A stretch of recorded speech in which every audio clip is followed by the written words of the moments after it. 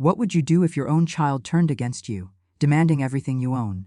Just when I thought my world was falling apart, a single ring at the door changed everything. Who was there, and why did my daughter-in-law start screaming like her worst nightmare had come true? Don't even think about skipping, because the twist in this story will leave you speechless. I always thought my biggest worry would be forgetting where I put my reading glasses. You know, the usual little things that come with age. Misplacing the remote, losing track of time while tending to my roses, or maybe burning the toast because I got distracted by a good book. But never, not in my wildest dreams, did I imagine I'd be standing in my own kitchen, heart pounding, watching my son, my baby boy, waving a belt around like he was about to wrangle cattle, not his own mother.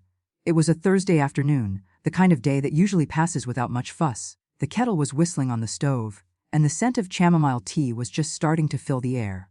I'd been looking forward to a quiet cup, maybe a phone call with my friend Linda, who always has the best gossip about the neighborhood. Instead, I found myself in the middle of a scene that felt more like a bad TV drama than my real life. "Sign the papers, Mom!" Power of attorney. "Right now?" My son David barked, his eyes wild and desperate. He was standing in front of me, blocking the doorway, his hand gripping the belt so tightly his knuckles were white. I could hardly recognize him. This wasn't the sweet boy who used to bring me dandelions from the yard or beg for one more bedtime story.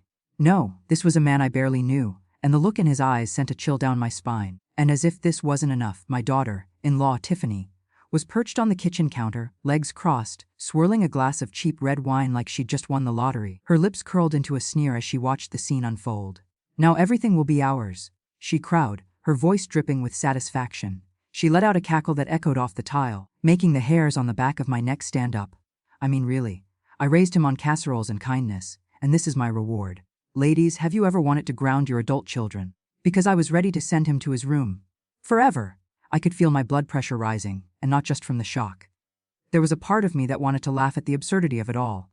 I mean, here I was, a woman who survived PTA meetings, teenage tantrums, and the Great Thanksgiving Turkey Fire of 1998, being threatened in my own kitchen by my own flesh and blood. But there was nothing funny about the way David was looking at me. His face was flushed, his jaw clenched, and his voice had that edge I'd only heard a handful of times before. Usually when he was losing at Monopoly. "I'm not kidding, Mom. Sign the papers." Now, he shoved a stack of documents across the table toward me, the pen rolling off and clattering to the floor. I glanced at the papers, my hands trembling. Power of attorney. The words stared back at me, bold and final. I knew what it meant. I'd lose control of everything. My house, my savings, even my medical decisions. All the things I'd worked for, all the memories I'd built in this home, would be theirs to do with as they pleased. I felt a wave of fear wash over me, cold and sharp. Tiffany took another sip of wine, her eyes never leaving me. "Come on, Mom. Don't make this harder than it has to be. We're just trying to help you. You're not getting any younger, you know." She smirked, as if she'd just told the world's funniest joke. "Help me." Is that what this was? I wanted to scream. I wanted to throw the kettle at her, or at least dump her wine down the sink. But I knew better than to let my temper get the best of me. I took a deep breath, trying to steady my nerves. I looked at David, searching his face for any sign of the boy I used to know. But all I saw was greed and desperation. "David," I said, my voice shaking but firm, "put the belt down. This isn't you. Whatever's going on, we can work it out." He shook his head, his grip on the belt tightening. "No, Mom. You don't get it. We need this." Tiffany and I were in trouble. The house, the car, the credit cards were drowning. This is the only way. I felt my heart break a little at his words. I knew they'd been struggling, but I had no idea it was this bad. Still, this wasn't the answer. "Taking everything from me won't solve your problems, David. It'll just create new ones." Tiffany rolled her eyes, clearly bored with my attempts at reason. "Oh, please. Spare us the lecture. Just sign the damn papers so we can get on with our lives." I looked at her, really looked at her, and saw the same hunger in her eyes that I saw in David's. It was like they'd both been swallowed up by something dark and ugly, something I couldn't reach. I felt a surge of anger, hot and fierce. I wasn't going to let them bully me, not in my own home. I straightened my shoulders, trying to summon the courage I'd used to get through all those tough years as a single mom. "No," I said, my voice stronger this time. "I won't do it. You can threaten me all you want, but I'm not signing anything." David's face twisted in frustration. He raised the belt as if to scare me, but I stood my ground. I wasn't gonna let him see me flinch. Not now, not ever. The kettle on the stove started to scream, the shrill whistle cutting through the tension like a knife. For a moment, nobody moved. The sound filled the room, loud and insistent, like a warning. I glanced at the clock on the wall, my mind racing. How had it come to this? How had my own son become a stranger, my home a battleground? I thought about all the years I'd spent building this life, all the sacrifices I'd made. I thought about the laughter, the tears the holidays spent around this very table. And I knew deep down that I wasn't going to let them take it from me. Not without a fight. As the kettle wailed and the tension mounted, I wondered what would happen next. Would David really go through with his threat? Would Tiffany push him even further? Or would someone intervene before things got even worse? I didn't know. But I did know one thing: I wasn't going down without a fight. Not today. Not ever. Just as I was about to give my son a piece of my mind, the doorbell rang. Ding dong! The sound sliced through the thick tension in the kitchen like a hot knife through my famous lemon meringue pie, and for a split second, everyone froze. The kettle was still shrieking on the stove, David's hand was still white, knuckled around the belt, and Tiffany's wine glass was halfway to her lips. I could almost hear the universe itself pausing, holding its breath, waiting to see what would happen next. Tiffany, ever the nosy one and never one to pass up a chance to be the center of attention, hopped off the counter with a dramatic sigh, her heels clicking on the tile as she strutted toward the front door. Probably the pizza guy. She snickered over her shoulder, tossing her hair like she was auditioning for a shampoo commercial. Or maybe it's the universe delivering our inheritance. She shot me a look so smug I wanted to roll my eyes right out of my head. I watched her go, my heart pounding in my chest, wondering who could possibly be at the door at a time like this. Was it a neighbor, come to borrow a cup of sugar, the mailman with another stack of bills, or maybe, just maybe, a miracle in disguise? I glanced at David, who seemed just as thrown off by the interruption as I was. His bravado faltered for a moment, and I saw a flicker of uncertainty cross his face. Maybe he was realizing, finally, that this wasn't just a game, that there were real consequences to his actions. Or maybe he was just annoyed that his little power play had been interrupted. Either way, I wasn't about to let my guard down. I took a deep breath, trying to steady my nerves, and listened as Tiffany flung open the door with all the grace of a game show hostess revealing a grand prize. But instead of the triumphant "Dow" I expected, there was a beat of silence, just long enough for me to wonder if the universe really had sent someone to save me. Before Tiffany's face went from smug to sheet white in a heartbeat.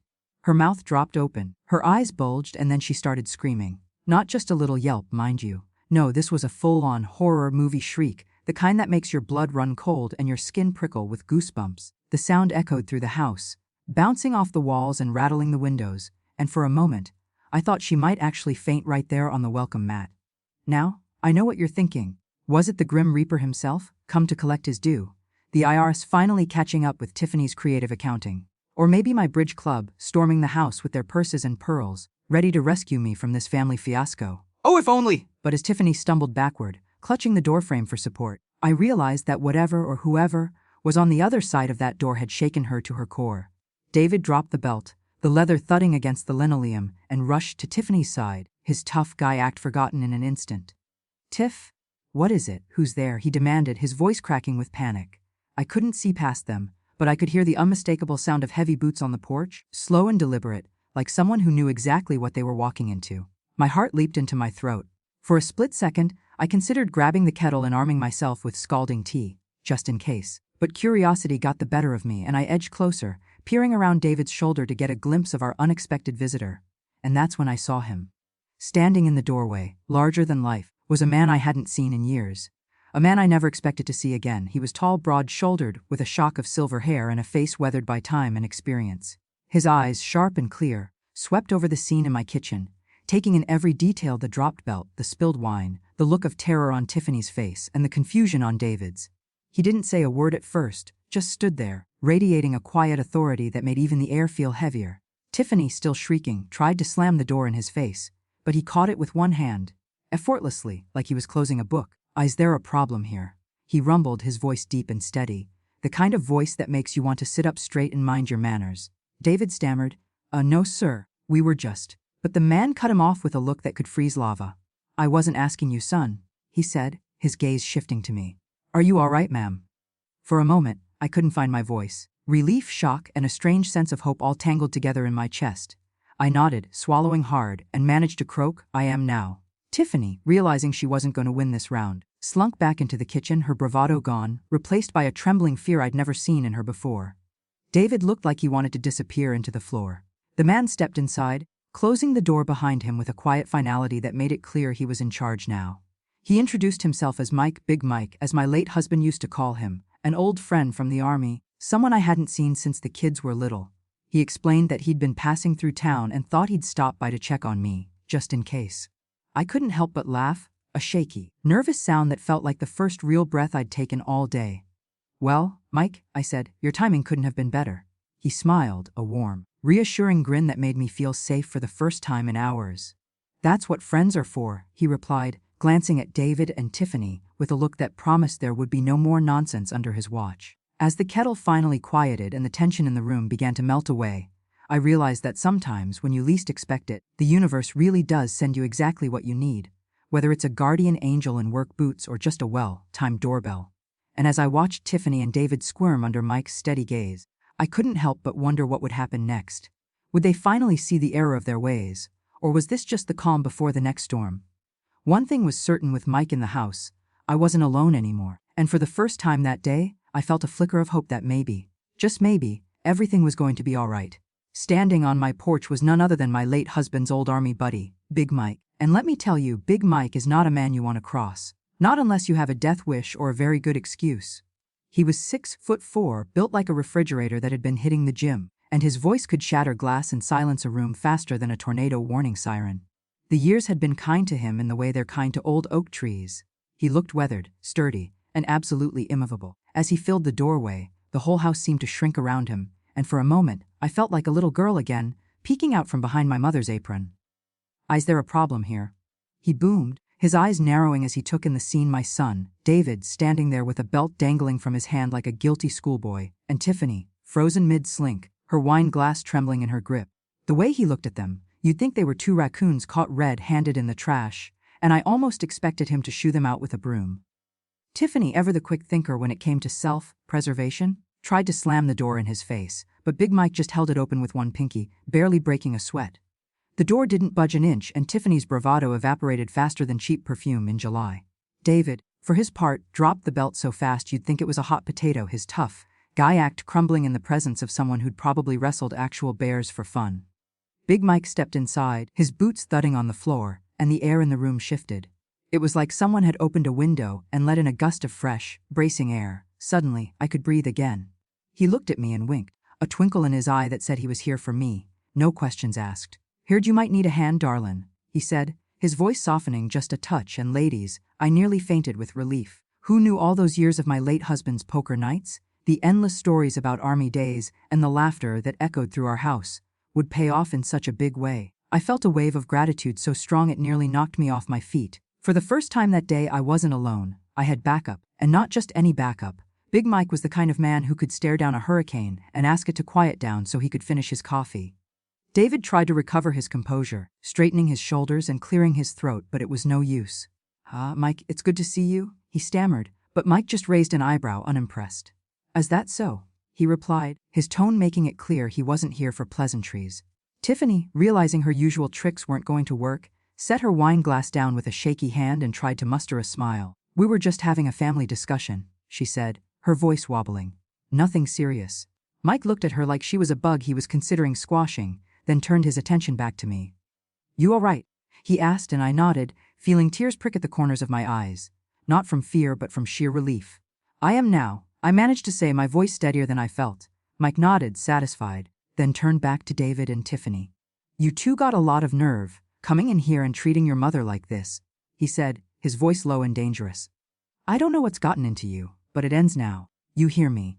David opened his mouth to protest, but Mike cut him off with a look that could have stopped a freight train.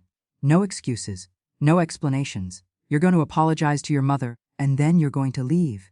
And if I ever hear about you pulling a stunt like this again, you'll have me to answer too." The silence that followed was deafening. Tiffany looked like she might cry, and David looked like he wanted to crawl under the table and hide. For a moment, I almost felt sorry for them, almost. But then I remembered the fear, the betrayal, the way they'd tried to bully me in my own home, and any sympathy I might have felt vanished. Mike stepped closer, his presence filling the room, and David finally broke. "I'm sorry, Mom," he mumbled, staring at his shoes. Tiffany echoed him, her voice barely above a whisper. "We're sorry." Mike nodded, satisfied, and gestured toward the door. "Now get out, and don't come back until you've learned how to treat your mother with respect." David and Tiffany shuffled out, their heads down, and I watched them go with a strange mix of sadness and relief. They were my family, for better or worse, but I knew I couldn't let them walk all over me, not anymore. As the door closed behind them, Mike turned to me and smiled, his tough exterior softening. "You did good, darlin'," he said, patting my shoulder. You stood your ground. I let out a shaky laugh, the tension finally draining from my body. I couldn't have done it without you, I admitted, and he grinned. That's what friends are for. We sat down at the kitchen table, the kettle still warm, and I poured us both a cup of tea. For the first time in what felt like forever, I felt safe. I looked at Mike, this unexpected guardian angel who'd shown up just when I needed him most, and I realized that sometimes the universe really does send you exactly what you need, whether it's a friend from the past or the strength to stand up for yourself. As we sipped our tea and the sun began to set outside, I knew that whatever happened next, I wasn't alone. I had friends, I had courage, and most importantly, I had my home back. And as Mike told me stories about my late husband, about their adventures and misadventures, I felt a sense of peace settle over me. The storm had passed and I was still standing stronger than ever. With Big Mike in the house, the power dynamic shifted faster than you can say. Family drama. And let me tell you, the change was almost comical to watch. 1 minute, David and Tiffany were running the show, waving belts and legal papers like they were starring in some low-budget courtroom thriller, and the next, they were shrinking in the shadow of a man who looked like he could press a bic and had the moral backbone to match. My son, who just moments before had been barking orders and making threats, suddenly looked like a little boy caught with his hand in the cookie jar. It was just a joke, Mom, right, Tiff? He stammered, his voice cracking as he tried to salvage some dignity. Tiffany, still pale as a ghost and clutching her wine glass like it was a life preserver, tried to slink away toward the hallway, but Big Mike, with a single step, blocked her path. He didn't have to raise his voice or even move much. Just a look from him was enough to freeze her in her tracks. You two need to apologize to this fine woman, he said, his tone calm but carrying the weight of 1,000 unspoken warnings. And then you need to leave. The silence that followed was thick enough to cut with a butter knife. David shuffled his feet, his eyes darting everywhere but at me, and finally muttered, I'm sorry, Mom.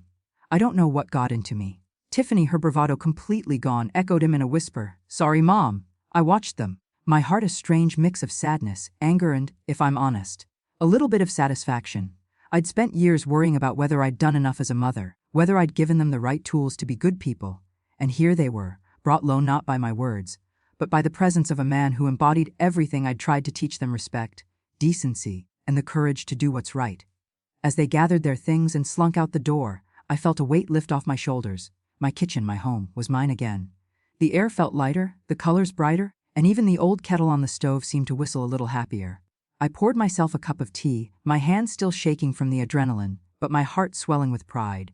I looked at Big Mike, who was leaning against the counter with a satisfied grin, and couldn't help but laugh. A real belly-deep laugh that felt like it was scrubbing my soul clean. Next time, I'm calling you before the drama starts, I said, shaking my head in disbelief at the absurdity of it all. Mike grinned, his eyes twinkling with mischief. Next time, I'm bringing pie, he replied, and for a moment, it was like we were back in the old days, when my husband was alive and the house was filled with laughter and the smell of something sweet baking in the oven. We sat at the table, sipping our tea, and I let myself relax for the first time in what felt like years. The sun was setting outside, painting the kitchen in warm, golden light, and I realized that I'd survived something I never thought I'd have to face. I'd stood up for myself, with a little help from an old friend, and reclaimed not just my home, but my sense of self-worth. Mike told me stories about his and my husband's Army days, about the time they got lost on a training exercise and ended up at a county fair, winning a blue ribbon for a pie they didn't even bake. I laughed until I cried, the tension melting away with every word. As the evening wore on, I thought about everything that had happened. The fear, the betrayal, the unexpected rescue, and I realized that life, even in its darkest moments, has a way of surprising you. Sometimes, the people you think you can count on let you down, and sometimes, the ones you haven't seen in years show up just when you need them most. I looked around my kitchen, at the familiar knickknacks and the old family photos, and felt a deep sense of gratitude. I was still here, still standing, and stronger than I'd ever given myself credit for. When Mike finally stood to leave, he gave me a hug that nearly cracked my ribs and promised to check in more often. You're tougher than you look, darling, he said, and I smiled, feeling every bit of it. After he left, I sat alone for a while, sipping the last of my tea and listening to the quiet hum of the house. I thought about David and Tiffany, about the choices they'd made and the lessons they still had to learn. I hoped, for their sake, that they'd find their way back to the people I knew they could be. But I also knew that I couldn't carry their burdens for them anymore. I had my own life to live, my own happiness to protect. As the stars came out and the world settled into night, I felt a peace I hadn't known in a long time. I'd faced down my fears, stood up to those who tried to take what was mine, and come out the other side with my dignity and my kitchen intact. And as I washed my teacup and turned out the lights, I made a promise to myself from now on. I'd never let anyone make me feel small in my own home again. And if they tried, well, I knew exactly who to call. And maybe, just maybe, I'd have a fresh pie waiting for him next time. So, ladies, what would you do if your own family tried to pull a fast one? Ever had a surprise hero show up just in time? Let me know in the comments. I love hearing your stories! And if you enjoyed this wild ride, don't forget to hit that subscribe button. Because around here, there's always another twist, another laugh, and maybe even a little justice served with a side of pie. See you next time.